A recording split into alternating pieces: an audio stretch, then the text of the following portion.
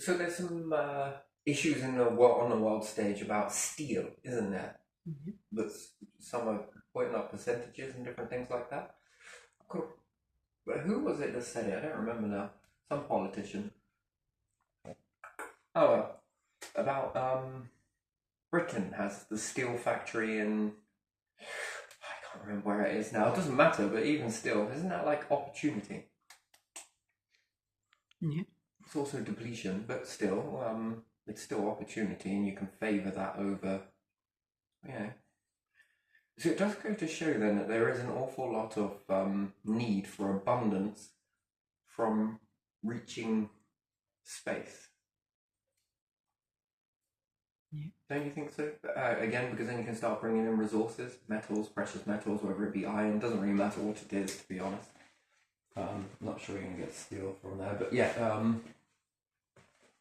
Hmm. Hmm. I mean, if you can get there and you can get the minerals and different stuff like that, and metals and precious metals, you could use the sun to smelt it, Mhm. and you can use the sun to shape it and purify the metal and gold because it will purify in the heat. And somewhere else here that certain types of minerals that come from Earth require a lot of heat Mhm. in order to get them to crush down, I believe it was, I don't know, to activate something in them, purify it. There you are, that's the right word. You can use the star for this, and then the abundance starts rolling. And then what can you do with all that abundance? Well, at the moment, when we look at Earth and we see what's here, we can do a lot with that abundance already.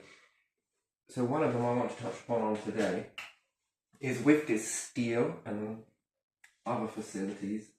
When driving past solar fields and different things like that, I noticed that it's good, but it's also a waste. Mhm. And how could you utilize that land in order to get, you know, you can look at a field and think, right, I'm going to stick some solar panels on there. And that's good, right?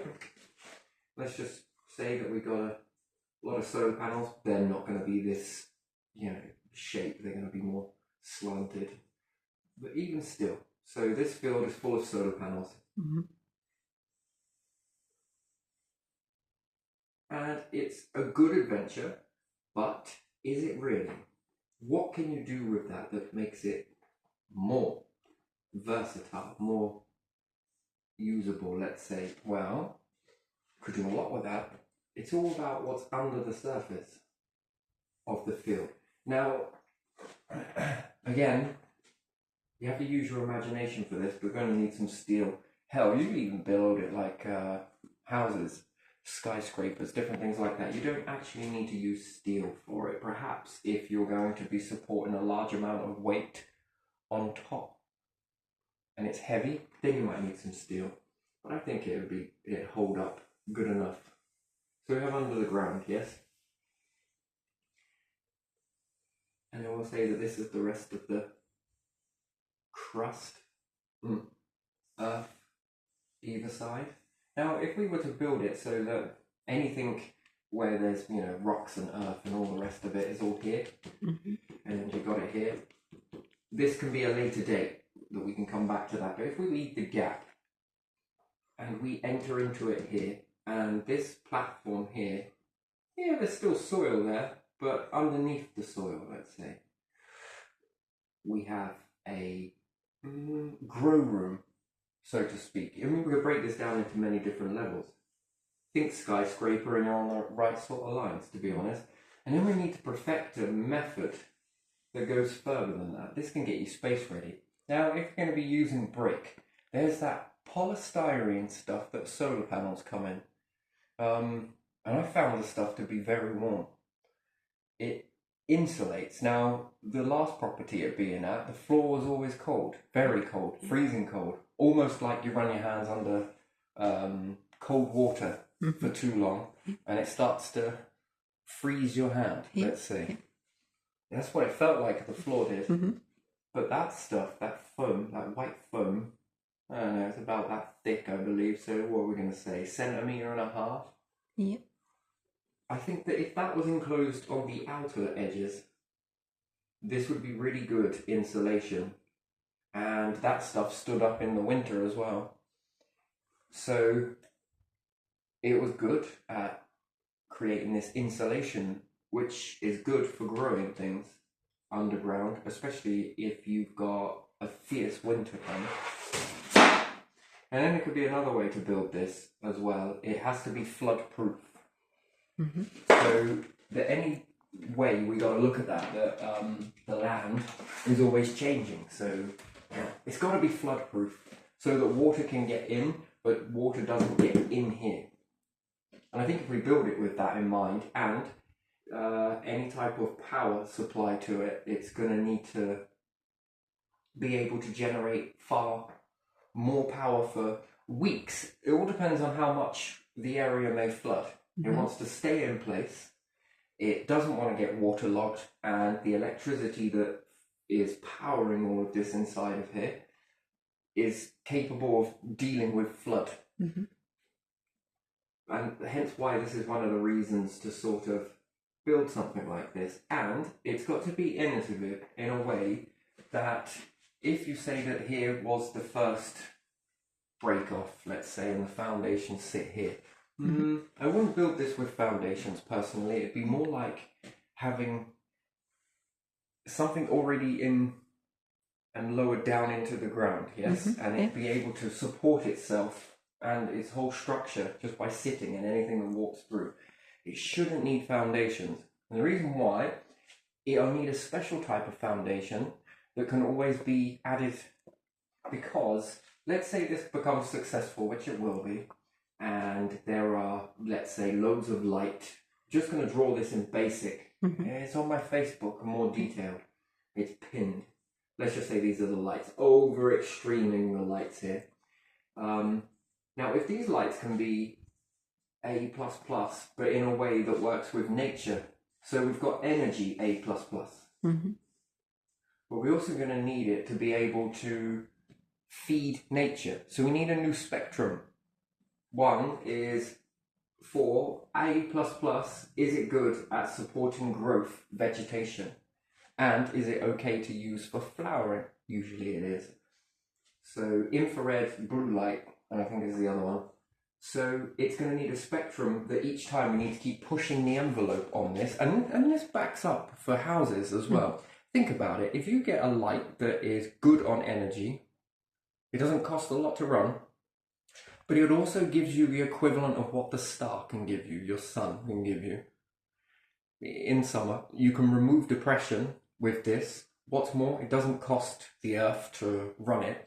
And I think that more natural light that is closer to natural light is more beneficial for us in the long run, to be fair. So, because we've noticed that there are, in caves and different things, and mining and different things like that, that individuals would start to go blind, horses went blind and different things like that. So it goes to show you how important light really is, and we don't even notice it.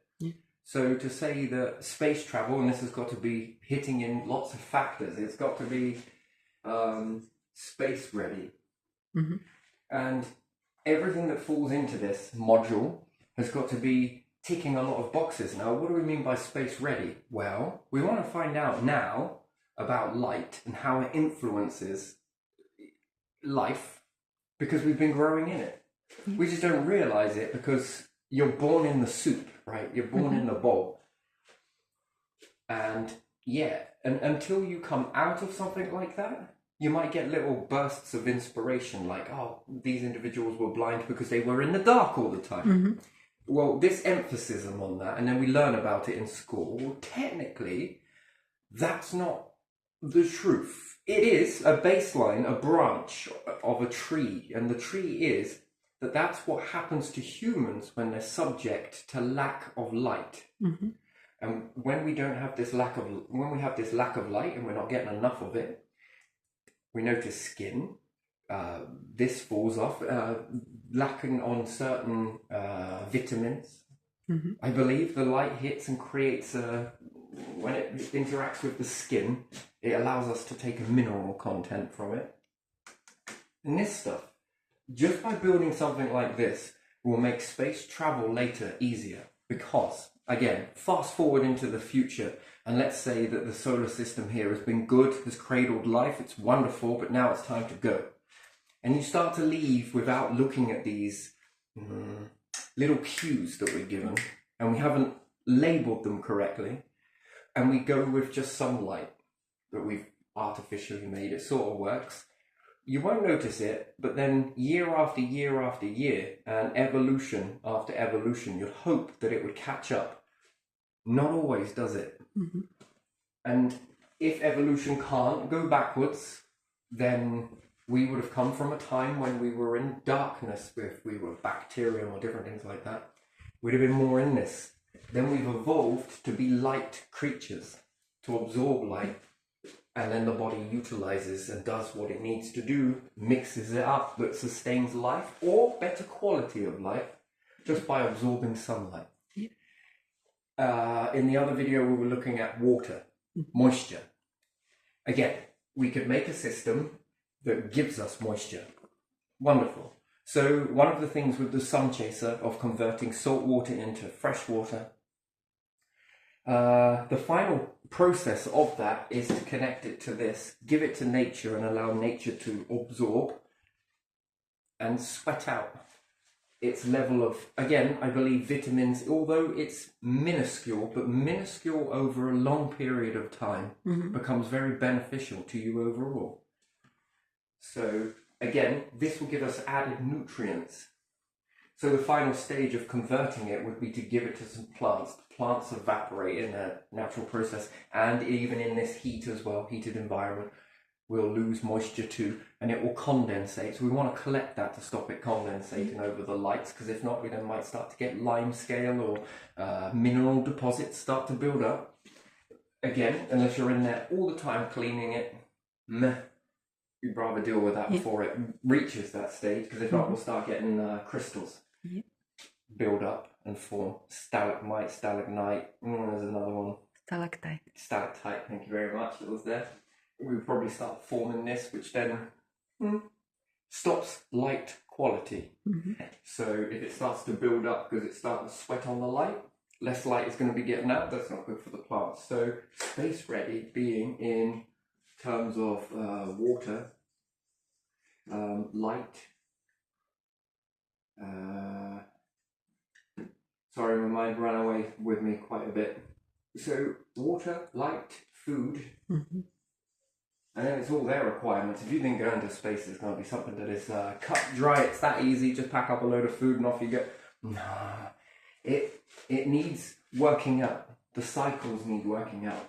So if we start to build this in mind, with this in mind, and if it's going to have to be flood proof as well, so we'd have to say environmental factors that we know about, which would be flooding that happens. We also have cold spells, and we also have large hot spells. If it's got solar panels above, well, any farmer that ventures down this can still be a farmer, but it's more of a modernized version of farming. Again, if we had hydroponic in one room versus hydra aqua aeroponic, which is part utilizing fish, and it's part utilizing air to be blown into the roots, and it works on a flooding and draining process into the roots. It can't always be submerged, but you want to submerge them with, let's say, fish, water. This fills in like mangroves, where it comes in, fills up, drops down, fills in, drops down, fills in, drops down.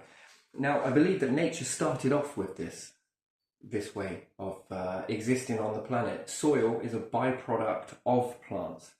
So, when nature formed, whether it evolved or it came from elsewhere, we'll leave that as a mystery right now.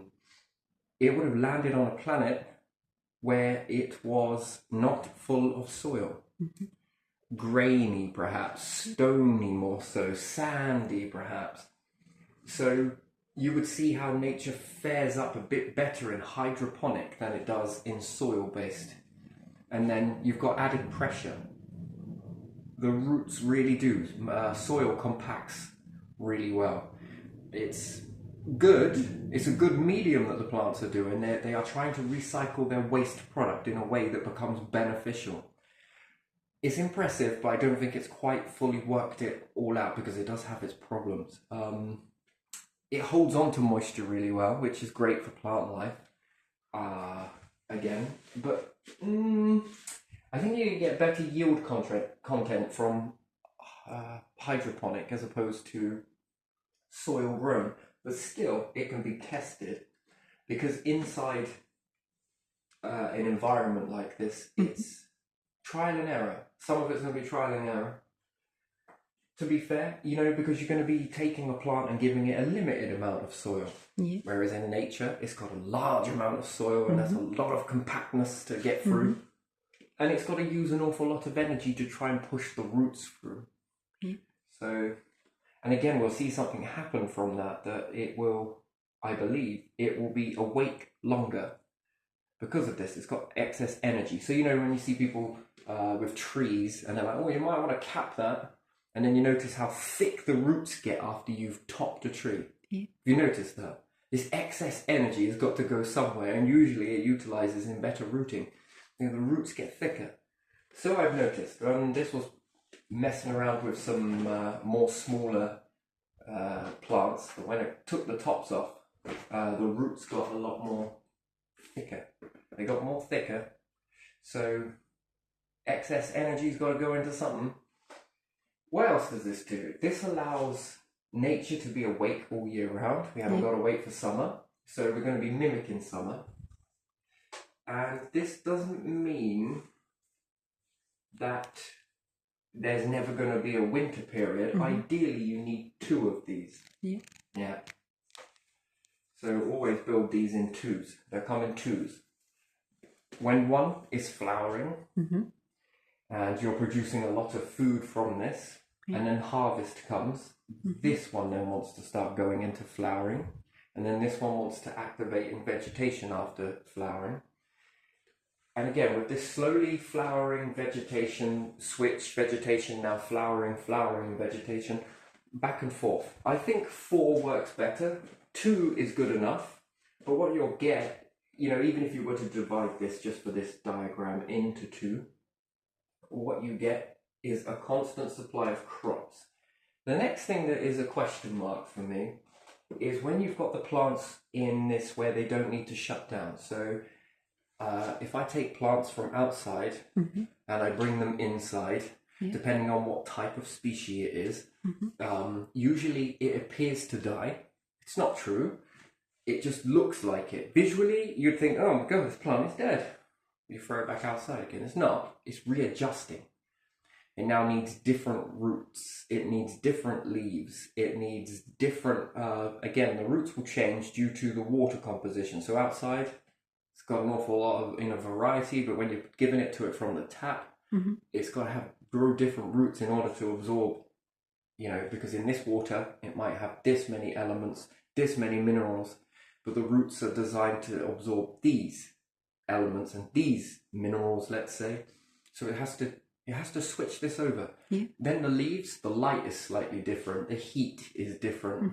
So what benefits outside doesn't benefit inside. Another thing I've noticed is ones that have really deep green, waxy green leaves, when they're outside, when they come inside, they lose that waxy greenness and they go a slight pale. Doesn't mean that the plant is insufficient in any way, because what it does in that is it gives more leaves.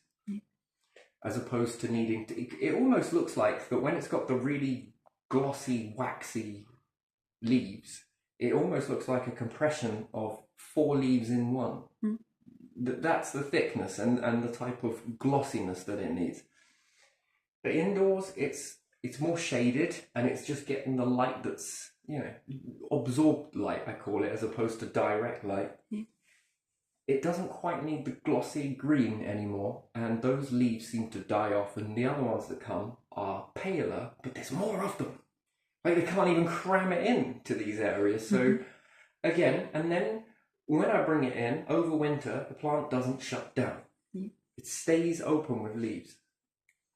And if anything has been from one particular plant that I have, so being outside or close to outside as you can, it's seasonal, it shuts down its leaves, it dies at what appears to be a visual death. It isn't, because it's a bulb. Mm-hmm. It shuts down, Mm-hmm. and then there's nothing for a few months.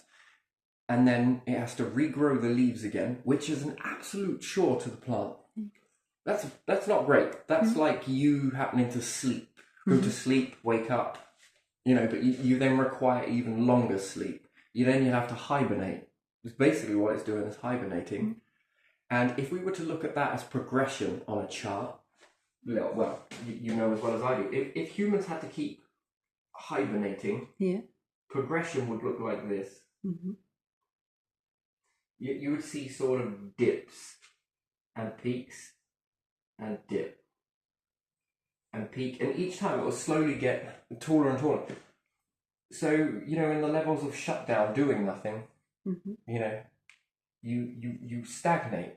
Sure, there is growth when you're awake, but only when you're awake. Now, with this type of pattern, it's not hard to see that if we keep going as species like this, there's a balance to be had. So the balance is nature wakes up at a certain time of year, starts producing more oxygen, starts converting more carbon into oxygen, starts purifying water, starts sweating it all out. Then it flowers and gives food at a staggered approach like that. It's staggered, very staggered, very staggered.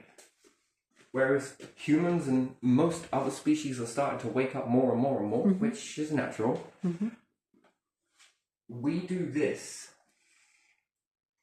as each and every single year. That's winter. So each line is a transition from winter to summer. We are continuously doing this. But nature, if you think about it, it's awake, then it shuts down. Then it's awake, then it shuts down. And it's awake, then it shuts down. So you can already see that it is not where it needs to be.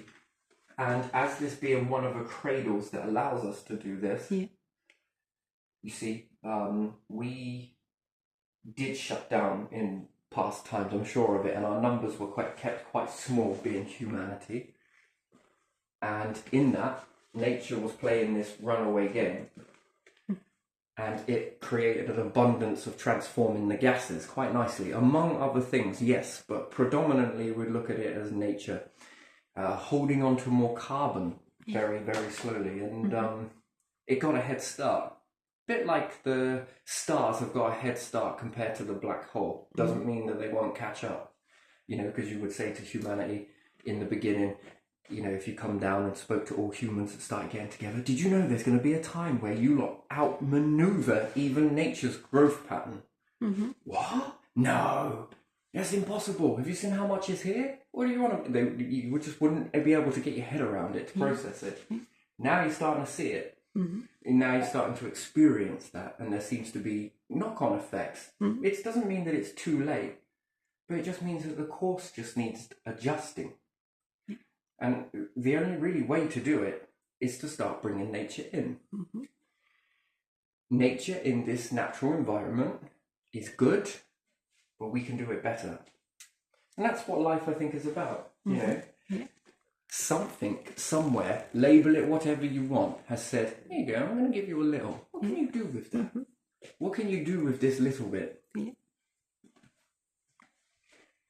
So if nature is inside here and we leave it to grow, so one's flowering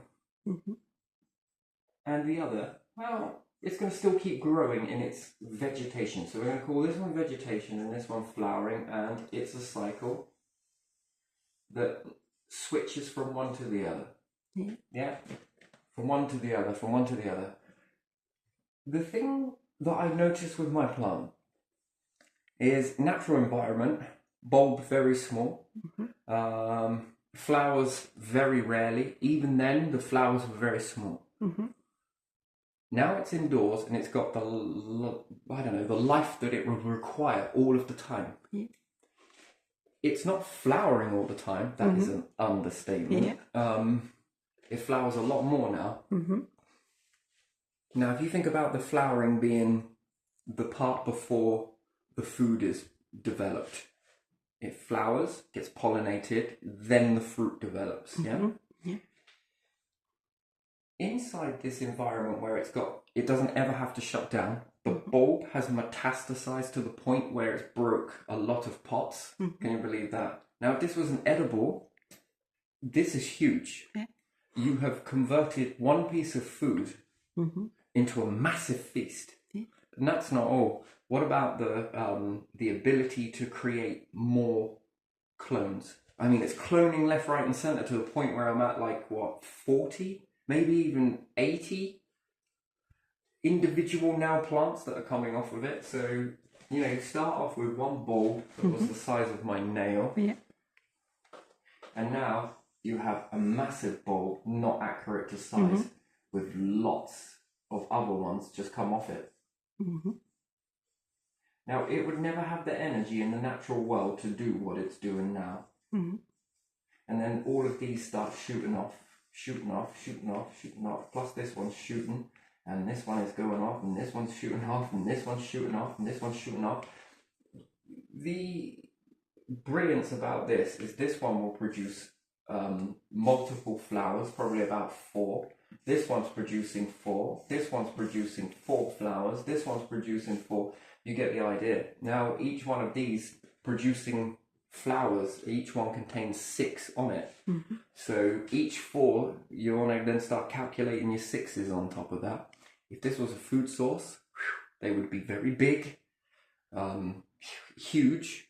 So it's like this. If you didn't shut down everybody here knows blackberry bushes. Yeah. If you don't shut it down when it's outside and you bring it indoors, it will have to go through its adjustment phase. Once it goes through that phase, it will stay awake all throughout the year. And in the winter, it will still keep growing. In the warmth as well. How much fruit will it give me next year? Because it's got more vines. It's got more leaves, and leaves give it energy. The stems start to get stronger. Therefore, it now has the strength to grow even bigger berries, and the berries aren't going to break You see, plants are very delicate. They understand that they have a limit to what they can grow based on...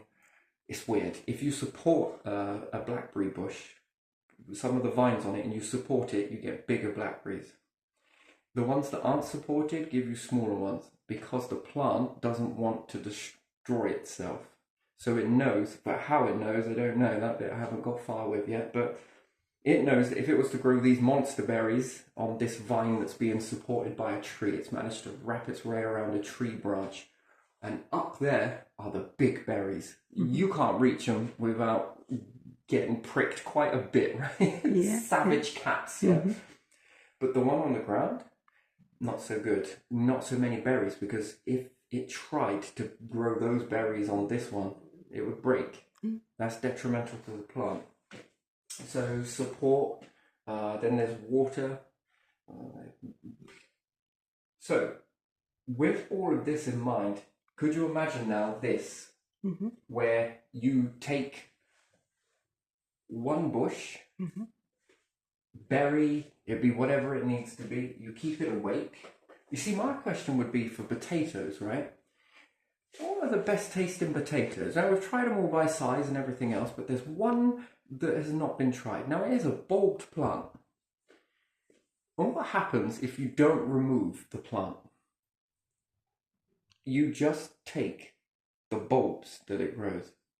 You see, when I was a kid, I was fascinated with this as to why do we take the whole plant out, Grandad?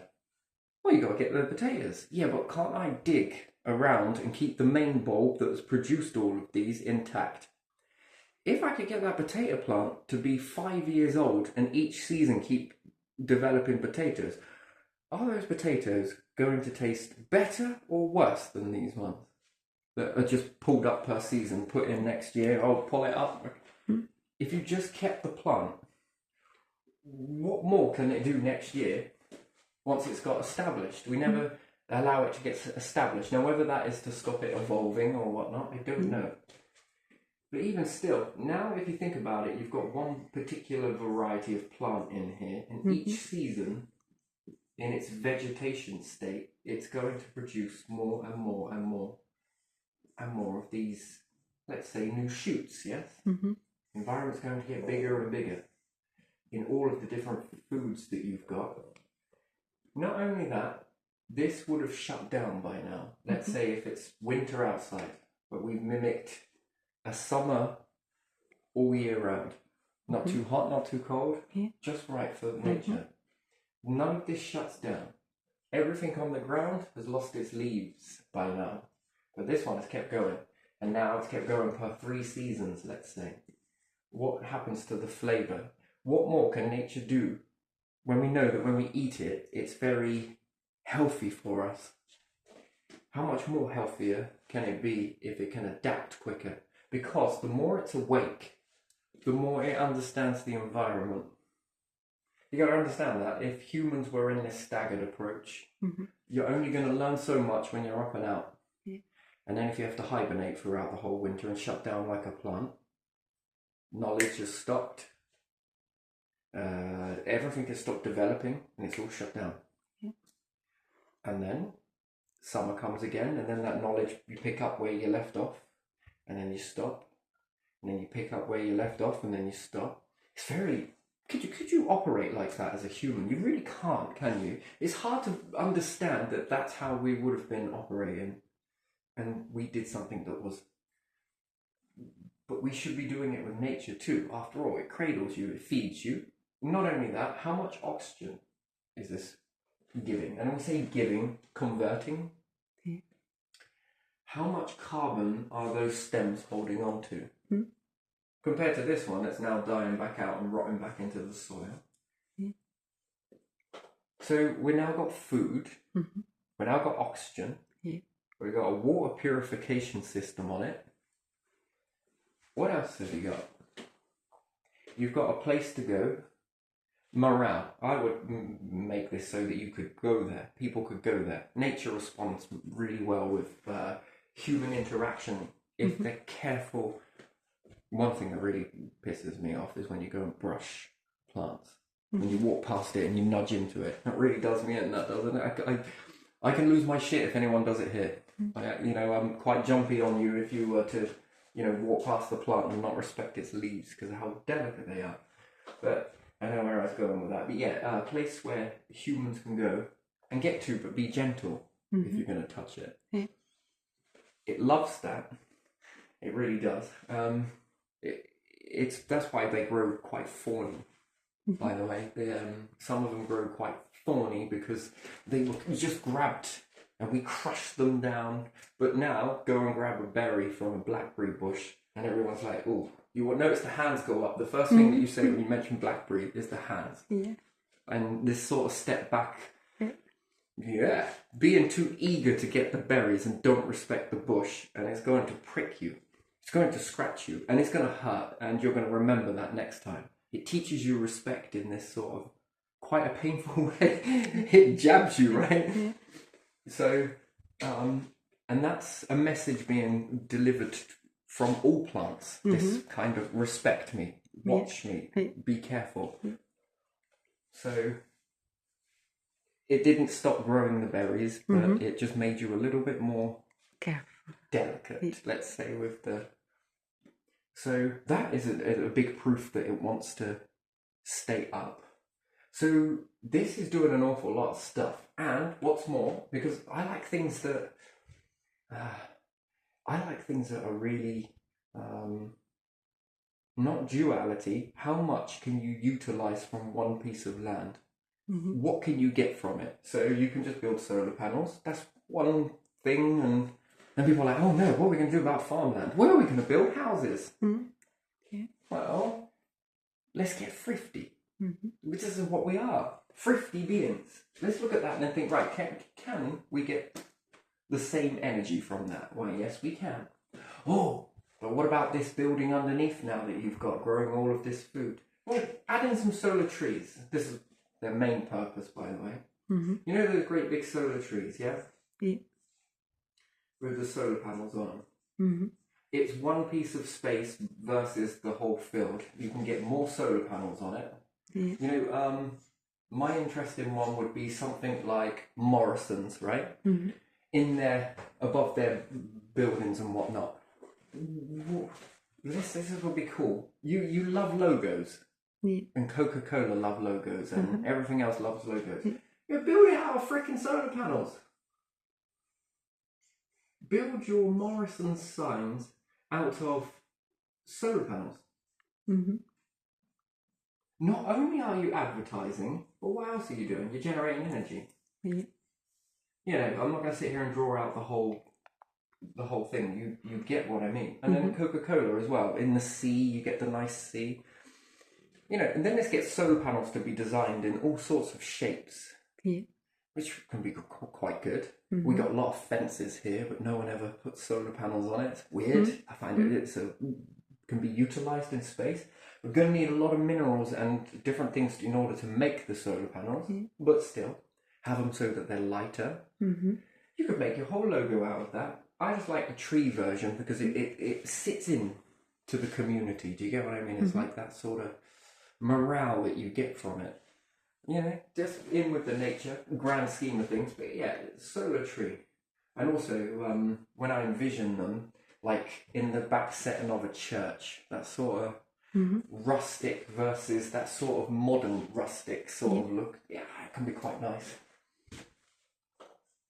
Anyway, so with these solar trees in various locations around the field, plus when they've got the turbines on top of them as well, it's not just a tree, let's say, the solar panels, it's also got the wind turbines on the top of them. These can utilize their power to go into this, making it hybrid, even if you were converting fuel. Well, yeah, still going to need some power from somewhere else. You've got different levels of food. What about herbs? What else can you grow in here? You can grow an awful lot. Yeah. Even that meadow sweet. You can get some of that growing in there. New form of aspirin. Could work. Toothpastes. You name it. Now, in some of these, can we get exotic foods to grow? Can we get oranges to grow? Can we grow bananas in one? So each one of these is a different sort of segment. This is one whole unit. You'd build two of these. But yeah, I like the duality of things. So you've got solar trees, you've got a solar field, and under the ground you've got, let's say, I don't like the term greenhouse. Green room, whatever. But the greenhouse underneath, you're growing food. And then, like I said, no foundations, but to have a way to be able to start tunneling further, adding more and more modules to it, and expanding downwards underground. Just keep going and going and going with it. Can you build these at the bottom of houses? Yeah. After all, when we're building houses, you need some firm foundations to build it on. So why can't we make these the foundations? And then you can rent these out to like Morrison's, Tesco's, anywhere, herb shops. You need some food. And even if you're not generating it for the food, can we make one where you grow forest underneath it? And only purely for that you want to keep a forest open all year round. It's strange to me that trees start off as pine that we know of. Anything older than that, and there wouldn't be much of a record of it. That's impressive. So there could have been a type of tree. What that is, leave it up to your imagination. So in the beginning, they indicate that there was large levels of light. A lot of light, an abundance of light. So just by looking at pine, it's all year round. Why is it all year round? And then everything has gone backwards from that. So the evolution of trees is now seasonal trees. Why? That's gone backwards. So it didn't make any sense to me, and it still doesn't. this has gone backwards. It's almost like from a time of where there was an abundance in light, Yeah. and now there isn't enough light. Yeah. So that could be that the moon was closer. Mm-hmm. It could be that, there's lots of ways to look at that. There's definitely a behavior there. And the trees evolved after the Ice Age, which is interesting, what caused it. It's almost like, if the moon was close enough, and how reflective it is, do you not think that that would have appeared as a second sun? And then the rotation of the planet, was it faster? If it was, this could mimic. It's a very interesting thing is when you spin a light really fast, one that looks like it's flashing, and when you spin it so fast, it no longer strobes. It is, but your eyes and your brain and the speed of that registers it as one light, constant light. Yeah. So, where there's an abundance of light, you then get this sort of abundance in nature that seems to be able to respond to that, and then all of a sudden it started turning seasonal, shutting down per winter. So it evolved to shut down, therefore it evolved to match the climate of it being too cold and not enough light. You can lead this to a lot of different things, all up to our position around the sun could have changed. Perhaps we were closer, and then something happened that moved us further away.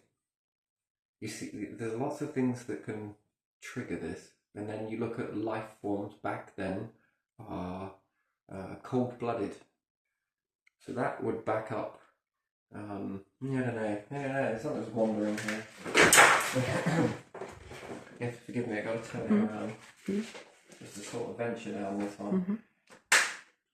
So yeah, with this underground sort of habitat, you're pumping out an awful lot of oxygen. You're converting the gases, which is wonderful. Moisture, you're probably sweating a fair old amount. Food, it becomes space ready, because once you've got it here, can I seal this one off? And if the answer is yes, can I put it into space? That would definitely be a yes. Then you're feeding out into space, which is good. Can you put them around the moon? The answer could be yes. Again, very interesting. And they say that the moon rotates and that the dark side of the moon technically isn't dark in this instant. There is. So if you orbit the moon, no idea. Anyway, so going back to this one where you look at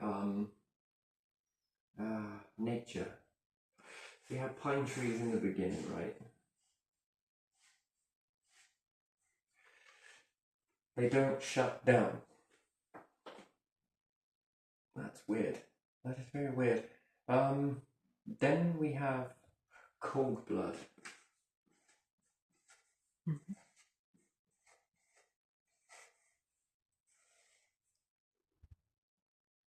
And an abundance of cold-blooded, let's say, reptiles.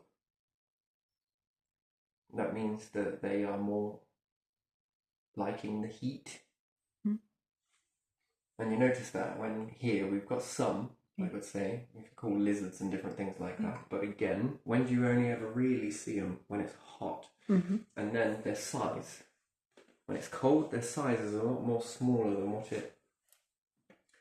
So, and again, for them to be as big as they were, that means all around the planet, hot, heat, warmth. And what causes warmth?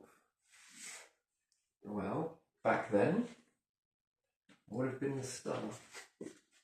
And then we have plants that wouldn't shut down. So could you imagine that being trees that nature was already open And then it evolved to this staggered. Then we see the rise of warm blood. Mm-hmm.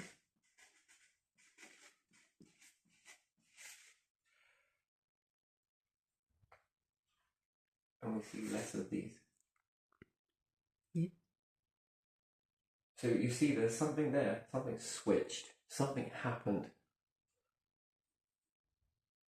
You know, it works to a meteorite as to how these things met their demise, but it doesn't work unless there was something severely colossal that hit the planet and moved it. Mm-hmm. We got moved. Our position in around the sun was altered by this impact. And then nature evolved from that. And so did life. But it took a while. And then seasonal. Yeah. Not sure that's spelled right, I don't really care, but so seasonal and warm blood and cold blood, very strange. And I don't know if it would be more seasonal, it would have been more constant. Yeah. It was more like a constant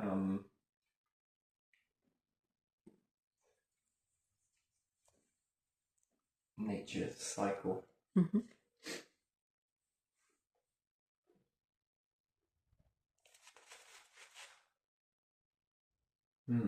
And not much in the progress of evolving nature either. So yes, you could say that something happened which triggered it to do something, which then triggered all of this off.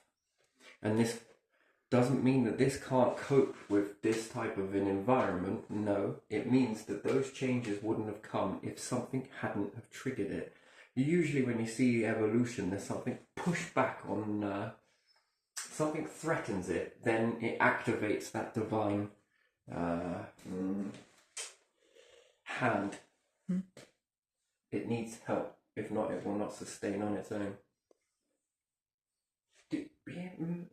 Yeah, without going into it too much, something happens and then something needs to intervene in order to help it keep going. Now you could say that the star, the moon,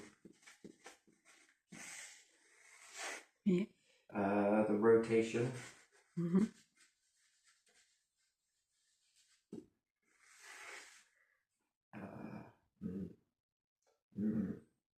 There's so many to pull apart from this when looking backwards. There's so many things to.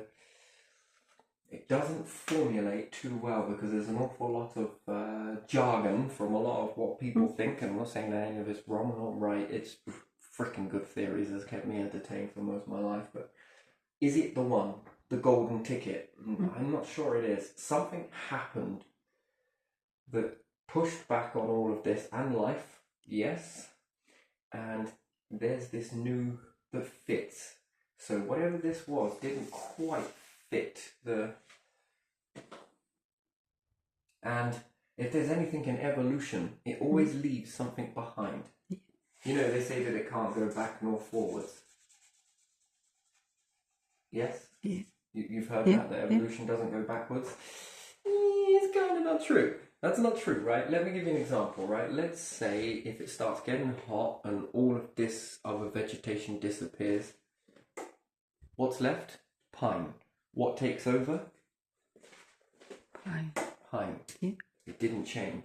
It stayed. If humans disappeared, what's left? Primates. Yeah. Do you not notice how it always leaves a percentage, and then it's guaranteed that this dominated once before, or survived, or was hardy enough to survive in that? Do you get what I mean? So it leaves that, just that slight trail behind. Mm-hmm.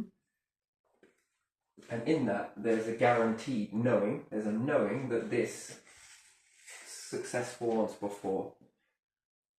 And it might not appear to be successful now in the grand scheme of things because it just doesn't fit that puzzle. It's holding on, but if it changed back, you don't need your evolution to go backwards. This lot would all disappear. Yeah. and this would.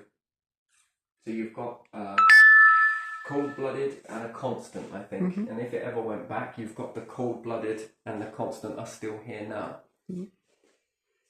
If this side, however, takes off and this side becomes to the point where it can no longer hold on, then you've got this platform. This is walking forwards. Then I believe that there will be some more triggers. I think there's always triggers. So there was a trigger from this. If this becomes subject or threatened, there's a trigger, and something else will come from. So you probably get a hybrid of both cold and warm in this sort of it when something pushes back. But this will stay. Mm. Yeah, I think this one would then stay. It would be dwarfed compared to the explosion of whatever this may be.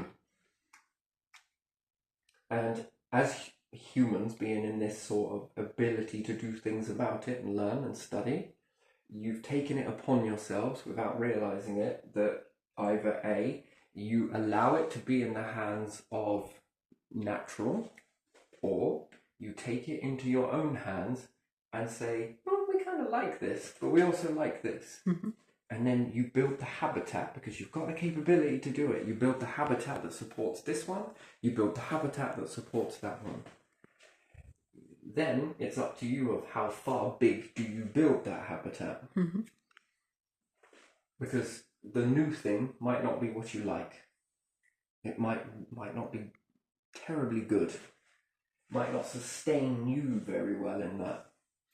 You might have more predators. And again, that might not be a good change. But these changes are very good. But you take it into your hands to create the fixtures, the apparatus. So whatever that was, we know here there must have been something like, must have been very warm. Yeah. And the stuff smells wonderful when it gets hot as well. Yeah. So, and then you've got the cold-blooded creatures, and you like those.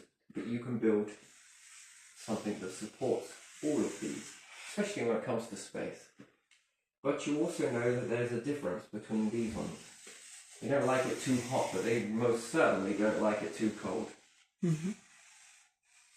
And then there's an apparatus that you can build to sustain that. Yeah. It's already been done. It's already being done right now as we speak. You know, it's all in that moment. Mhm. And these moments can either whiz you by and then this all becomes extinct, or you say, "Now I'm kind of like that. That was all right. We're gonna prop that up." But this is going to require this, and this, and this one's going to require that, and that. But one good thing about it is one thing we do know: humans can live in both.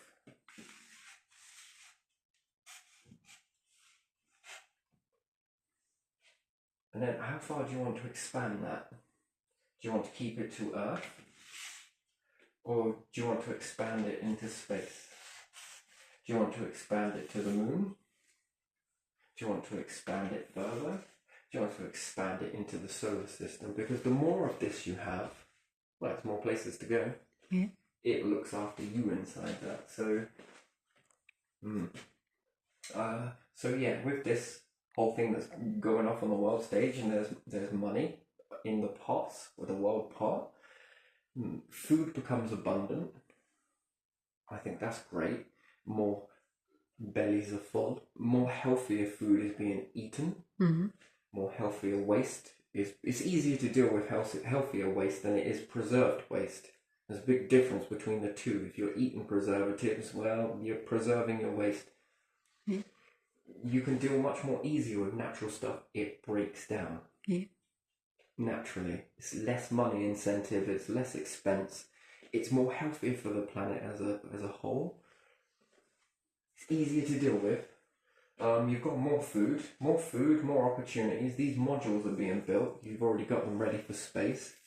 Yeah, mixed in with a few trees here and there, solar trees.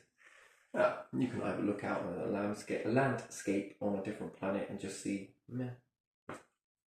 all of that, or you can look out at that and just see, that's nice. Some nice solar trees. It just lets you know where you come from. And I think that perhaps civilizations that come after these changes are implemented will get a really strange feeling from looking at a tree. Did you know that, even if it's artificial? Why does it make me feel like that?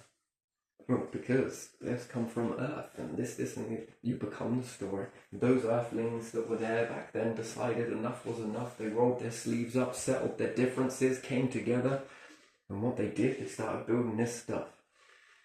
And if they hadn't have done it, your future would not be what it is today.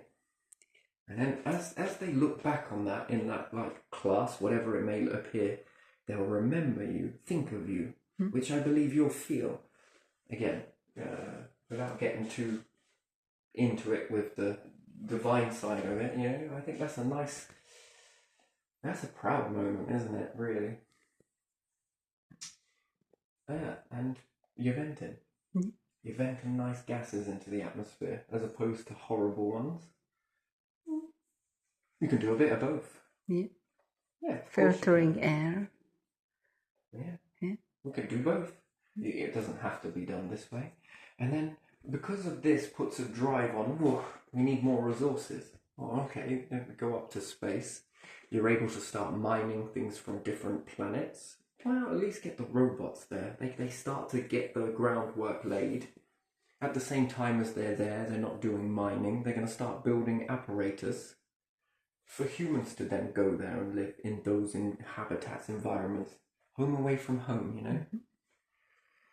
Yeah, and then you can sort of join the bots. The bots just pave the way. They don't take over, they just pave the way. You know? They pave the way for you to get there. They pave the way for us to be able to explore. Then more resources start coming in to a point where it's abundant. Things will transition from one to another. What mattered no longer matters, but this matters. But it still stays in the constructs of what we've got now. And it just evolves them. Everything stays the same way to a degree, but it just evolves what that focus may be. You know, it's hard to imagine it right now. Money seems to be quite the ruling force. Again, this can still be utilized in this to have an abundance in this sort of that cash incentive forwards that way. That changes because if not, will it support keep going this way? And the answer is, truth be told, no. This way that we keep heading, it's not going to support. Life like this will not go on. It will meet its demands. Yeah, and it's not a scare tactic, it's miles away from that. But it's about evolving, knowingly evolving towards something that sustains us and legacies. And, you know, because if people say, oh, we like this sort of life that we got now, yeah, I feel that too. You know, the thing is, do you want that for someone else? Do you want that for your children? And if it is, then this is the sort of the way we gotta sort of just nudge over towards that. And then it's game on, guarantee. That's a guarantee then. So, will it be hard? Oh yeah, of course it will. But humans make things that are difficult look easy. Right? Yeah, they do. That seems to be the pattern. In the beginning, there were no houses. Now there are houses being built left, right, and centre. You gotta understand that. To the point where it's now easy. These are built within summers. Yeah, not just one, but thousands are being thrown up. So yeah, and then if you can get this underneath cities, well, you've just found a solution for your farming. You can build a house on top of it, even taller than that, if you think about it. And this might act as a foundation, if you think about it. If you've got a skyscraper, and you know, we're seeing the top part that's above ground, but the part that goes underground, well, you know, nice. Rather than having curtains, you press a button and solar panels come and shade your window, as opposed to having glass that reacts. It's lovely, but it's not doing anything. Yeah, but look, I press this button and it shades. Yeah, if you had solar panels that came across there, they'll shade and they'll generate energy. Mm-hmm. What can I want that for? So you can pump it into the food below. Yeah. Nothing goes extinct. Mm. Reintroduce food. Lots of modules, stuff like that. That would be interesting. Having double glazing in it, but have a very thin solar panel that sort of lifts up in between it. Some of them are going to get stuck. That's done it. Yeah, as opposed to curtains, it does the job. It's probably going to get warm though. But again, there you are. I'm going to leave this one here because I think it's, I think it starts with this steel industry because you can get some real good struts across there. Mm-hmm. Even underneath just general farmland that you've got now, pull it all out the way, shove one of these in, and topsoil it back over, and run your combine harvesters over the top. That's a seasonal field, but the one underneath, 360. And if broke down correctly, you as a farmer can generate so much produce from that. You haven't got to wait once a year. Where's that new tractor you've been promising yourself? Where are those repairs that you've been wanting, or you wanted to do up your barn? This is the way you do it. Because this is going to pay for that, this will pay for that, this will pay for that, and then you've got your everyday seasonal, if you like, your wheat or your whatever it may be you're growing, linseed, potatoes, that can still grow seasonally. Now you've got this one, but steer clear of chemicals. You don't want to force it to grow. What will be, will be. The best flavour comes from that. And I think the best nutrition comes from it as well. That keeps everybody healthy. I think that if we've got a punnet of strawberries where they've all got to be a certain size, what? Yeah, come on. Best experience I ever had eating strawberries was in a field. All you could eat, right? So, so my granddad was asking the person that owned the field, how much for them to fill their bellies? Oh. Not in a punnet. He's like, no, give me a price. And my grandfather paid him. And he was like, yeah, this much. It will tell you what, that triggered something. Yeah, I remember as a kid that others were like, I would like to do what they've done. Yeah, my grandfather took me and my twin out. And that's where we were. Oh, that was the best day of my life. We didn't care how big they were, how small they were, what size they were. They all tasted good, or some of them tasted very sour, but were still good. After eating a few sweet ones, you get a few sour ones. It was nice. Yeah, never forget that day. I never will. That was a beautiful moment, that was. So, and good on the farmer as well, Yeah, all right, yeah, good one then. This much. It was a little bit more, but still. We filled our bellies. I'm not gonna lie. That was nice. Good experience, but yeah. So yeah, in that, I think the nutrition from that, I think it's very beneficial. I think we don't want to get too perfect where it comes to that. I think that should be sort of like a selection. Do you get what I mean? Where you've got the ones that are all perfect, but that's a sort of this much, and then you've got another one where it's this much. But I guarantee you, the ones that are all odds and sods probably more popular than the ones that are all perfect. I reckon those ones will be thrown away. I don't know. I've tried them. You look at them and you think, oh wow, spoiling the eyes, right? Oh, I'm really looking forward to it. Take it home, spent about £5 on it. Every single one massive. Eat it, and it's just like, it tastes like water. Eat another one. It tastes the same as the last. Eat another one. I didn't get any difference in taste whatsoever. And then it didn't become very great to me. That was... I didn't enjoy that experience. I thought that was... I got more of an experience out of cheapy mismatched sizes than I did ones that were all identical. So this whole perfect thing. Nah, didn't enjoy it. So...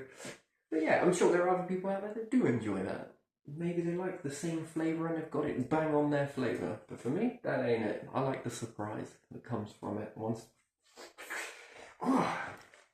And this one then tastes even sweeter, So yeah, I like that. Yeah, but each to their own. But if you divide all of these up and that's continuous strawberry. That is a continuous, because it is monetary system. That's a continuous flow of wealth, that is. That makes, you know, farmers with a little bit more in the pocket, and it's good for the economy as a whole because there's more taxes that can be put on that. There's more there's more being produced, and therefore, if there is a tax across the whole board, that little bit across a lot adds up. So it works. Right, I'm going to leave this one here. Very good. It's good talk.